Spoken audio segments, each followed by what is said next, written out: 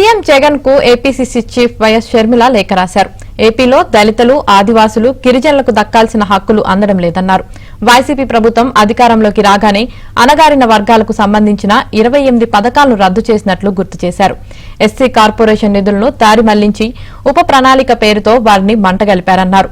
దళితులు, గిరిజనులు, ఆదివాసులపై దాడులు పెరుగుతున్నా సీఎం జగన్ మాత్రం పట్టనట్లు ఉన్నారన్నారు.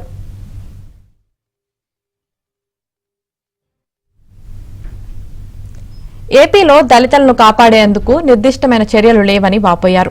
ఎస్సీ, ఎస్టీలను సీఎం జగన్ కోలుకోలేని విధంగా దెబ్బతీశారని షర్మిల మండిపడ్డారు. వెంటనే సీఎం జగన్ ఎస్సీ, ఎస్టీలకు క్షమాపణ చెప్పాలని వైఎస్ షర్మిల డిమాండ్ చేశారు. దళితులు, ఆదివాసులు, గిరిజనులకు కాంగ్రెస్ పార్టీ అన్ని విధాలుగా అండగా ఉంటుందని షర్మిల హామీ ఇచ్చారు. 28 పథకాలను రద్దు చేసినట్లు గుర్తు చేశారు.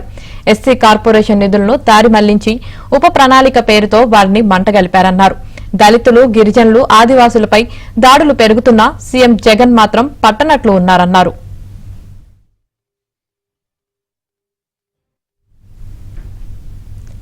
ఏపీలో దళితులను కాపాడేందుకు నిర్దిష్టమైన చర్యలు లేవని వాపోయారు.